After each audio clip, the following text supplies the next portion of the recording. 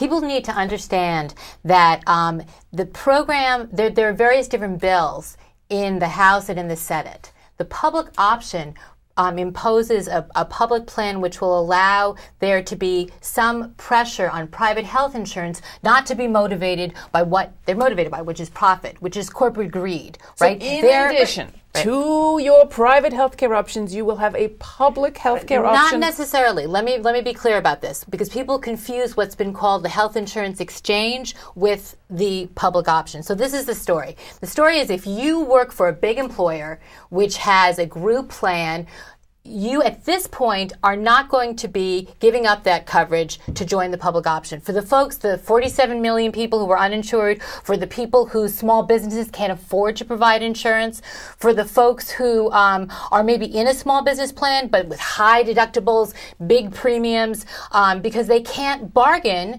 right, with the health insurance companies to actually get premiums lower, you can then be afforded access to what's called this health insurance exchange, which will be a myriad of plans, private plans as well as the public option. So the question is, why do we need the public option? We need the public option because private health insurance premiums will not go lower if they don't have competition. What the public option does is it works like a Medicare plan. Medicare, 90% approval rating, has like 2 to 4% of the administrative costs. You would choose a public option, as Diane said, if you don't have the option or the availability of getting your insurance through your employer, or if you are of modest means and just simply can't afford the premiums that is charged in the private market.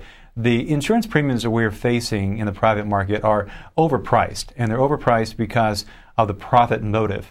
Wall Street really controls the lion's share of the people of the companies that offer insurance in this country. 1 out of every 3 people who are enrolled in a private plan is in a plan that's for profit. Now, when you say Wall Street controls, you mean that the need to serve shareholders with a profit at the end of the year, thanks for their investment in your company, is literally affecting how much health care these insurance companies will provide the people who buy their premiums. Absolutely, and I don't think people are aware of that.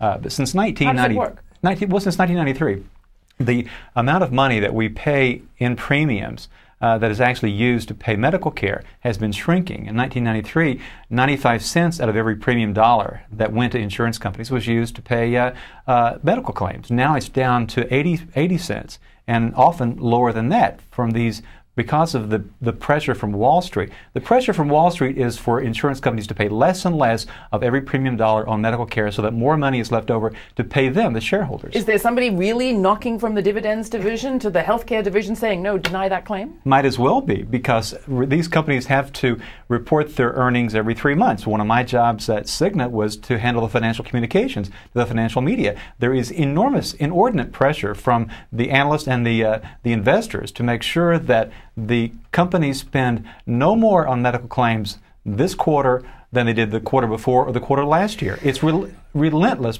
pressure.